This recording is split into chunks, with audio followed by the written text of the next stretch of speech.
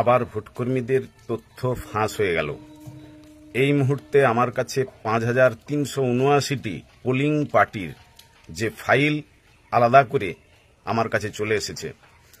রায়গঞ্জ যে লোকসভা কেন্দ্র তার যে পোলিং পার্টি, অর্থাৎ আমরা দেখতে পাচ্ছি যে যেখানে প্রিজাইডিং অফিসার সহ অন্যান্য পোলিং পার্টিদের নিয়ে যে তালিকা, সেই পিডিএফ ফাইল সর্বত্র ঘুরে বেড়াচ্ছে। আমরা দেখেছিলাম যে প্রথম অবস্থাতে বাঁকুড়া, মুর্শিদাবাদ সহ বিভিন্ন জেলার ক্ষেত্রে বিভিন্ন ব্লকের সেখানে পোলিং পার্টির তার বিভিন্ন ব্যক্তিগত তথ্য, যেখানে ব্যাংক অ্যাকাউন্ট রয়েছে, এপিক নাম্বার রয়েছে, মোবাইল নাম্বার, বাড়ির ঠিকানা, সমস্ত কিছু তথ্য ফাঁস হয়েছিল। তার বিরুদ্ধে আমরা সরব হয়েছিলাম, নির্বাচন কমিশনে জানিয়েছিলাম। তারা কথা দিয়েছিলেন যে আর এ জিনিস হবে না। কিন্তু আমরা অদ্ভুতভাবে লক্ষ্য করছি আবার ঠিক এই দ্বিতীয় দফাতে, যেখানে পোলিং পার্টিদের তালিকা সহ তাদের ডিসিআরসি কোথায়, তারা কোন পার্লামেন্টারিতে তাদের ডিউটি পড়েছে, নাম্বার সহ সমস্ত ঠিকানা বাইরে বের করে দেওয়া হয়েছে। এই যে ঘটনা, এই ঘটনাটিকে পুরো লিপিবদ্ধ করে কমিশনে আমরা পাঠাচ্ছি যে বারবার যে এই তথ্যগুলো ফাঁস হচ্ছে, কার হাত দিয়েই ফাঁস হচ্ছে এই তথ্যগুলো।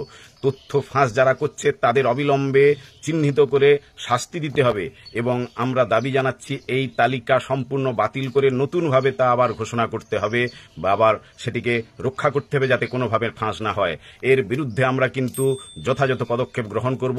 ভোটকর্মীদের পক্ষ থেকে আমরা পরিষ্কার জানাচ্ছি যে এই ধরনের যে তথ্য বারবার ফাঁস হচ্ছে, এর ভিত্তিতে আমাদের যে ব্যক্তিগত নিরাপত্তার জায়গা বিঘ্নিত হচ্ছে, রাজনৈতিক দলগুলির কাছে সমস্ত তথ্য চলে যাচ্ছে।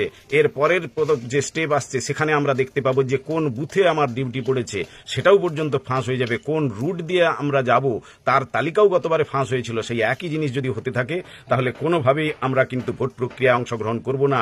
নির্বাচন কমিশনকে আমরা পরিষ্কার জানিয়ে দিচ্ছি, এই তথ্য কিভাবে ফাঁস হচ্ছে তার তদন্ত করে যথাযথ শাস্তির ব্যবস্থা করা হোক। যারা এই ফাঁস প্রক্রিয়ার সঙ্গে যুক্ত রয়েছে তাদের শাস্তির ব্যবস্থা করা হোক এবং এই ভোটকর্মীদের যে প্রকৃত নিরাপত্তা যে বিঘ্নিত হচ্ছে তার জন্য এই যে তালিকা ফাঁস হয়েছে সেই তালিকা বাতিল ঘোষণা করে নতুন করে তালিকা ঘোষণা করা হোক। না হলে কোনোভাবেই ভোটকর্মীরা এই যে ফাঁস হওয়া তথ্যের ভিত্তিতে তারা ডিউটি করবেন না, কেননা এর মধ্য দিয়ে রাজনৈতিক দলগুলির কাছে সমস্ত তথ্য চলে যাচ্ছে। আমরা পরিষ্কার জানিয়ে দিচ্ছি এর বিরুদ্ধে প্রয়োজনে আমরা আইনি পদক্ষেপ গ্রহণ করব।